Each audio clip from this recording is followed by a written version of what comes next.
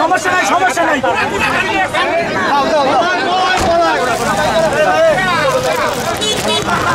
তারা এখানে এসে এমন জোরে চালাই আসছে ছাত্রদের 2-3 জনের চাপা দেওয়ার মতো অবস্থা হয়েছে। যেমন আমাদেরকেও বাইরে লাগছে, হাত ফেটে গেছে। আজকে যে আন্দোলনের ডাক দেওয়া ছিল, আমরা প্রথমে নতুল্লাবাজ কেন্দ্রীয় বাস স্ট্যান্ডে অবস্থান নিয়েছিলাম। সেখান থেকে আমাদের শান্তিপূর্ণ কর্মসূচি ছিল যে আমাদের একটা মিছিল যাবে চৌমাথায়, ঠিক আছে, যে ছাত্রদের মিছিলটা আসবে চৌমাথা। আমরা আসার পরে আমাদের এখানে কিছুক্ষণ অবস্থান করার পরে আমরা চলে যাচ্ছিলাম, আমাদের কর্মসূচি শেষ দেওয়া হয়েছে, আমরা চলে যাচ্ছিলাম। কিন্তু হঠাৎ করে আমাদের কর্মসূচি শেষ অবস্থায় ছাত্রভাইরা যখন চলে যাচ্ছিল, তখন তাদের এই গাড়িটি যেটা পিছনে আছে, এই গাড়িটা সহ মোট 5 জন তারা ছিল, একজন ড্রাইভার সহ মোট 5 জন তারা আর্মস পুলিশের ছিল।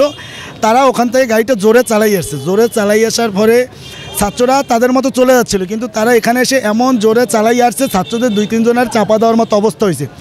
এরপরে তারা তো আর কোথাও যাইতে পারছিল না, তারা এখানে গাড়ি সাইড করিয়া দিয়া ড্রাইভার দৌড় দিয়ে পালাইছে। এরপরে 3 জন ছিল আর্মস ব্যাটালিয়ন পুলিশ, তারা ভিতরে ছিল। ছাত্ররা আমরা 8-10 জন মিলে আমরা তাদেরকে প্রোটেস্ট করে পুরোভাবে সেভ করিয়া, তাদেরকে তো বিক্ষুব্ধ জনতা এবং ছাত্ররা মিলে তাদেরকে গায়ে হাত দিবে এরকম একটা অবস্থা ছিল।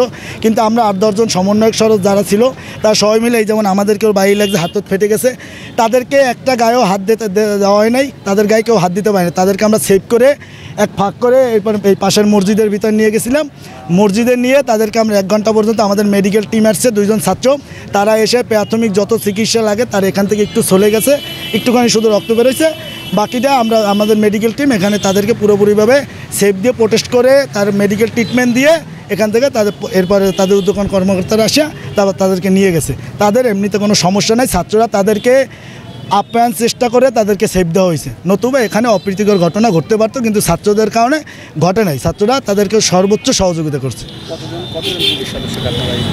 তাদেরকে তারা মোট ছিল 5 জন, ড্রাইভার সহ 5 জন। ড্রাইভারকে আমরা প্রথমে, ড্রাইভার যখন গাড়ি এখানে ফেলে রাখছে থামাইছে, গাড়ি তো যাইতে পারে নাই, তখন ড্রাইভার ছিল সিভিলে, ড্রাইভারকে আমরা বের করে ড্রাইভারকে বলছি আপনি চলে যান নতুল্লাবাসের দিকে। সে এখান থেকে গাড়ি করে দিয়ে চলে গেছে।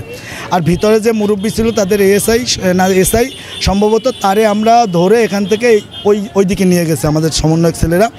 আর ভিতরে ছিল তো মূলত 3 জন, তারা বুঝতে পারছে পরিস্থিতি কী। এর ভিতরে তো ছাত্ররা তখন উৎসুক জনতা সহ ছাত্ররা বিভিন্ন পক্ষ ছিল, তারা তো মিলে তাদের উপরে আক্রমণাত্মক ভাব নিছে। কিন্তু আমরা 8-10 জন ছেলে গাড়ির ভিতরে উঠে এরপরে তাদেরকে প্রোটেস্ট করছে পুরোপুরিভাবে সেভ করে, আমরা প্রায় 10-15 মিনিট পরে তাদেরকে বের করে মসজিদের ভিতর নিয়ে সেফলিভাবে মেডিকেল ট্রিটমেন্ট দেওয়া হয়েছে।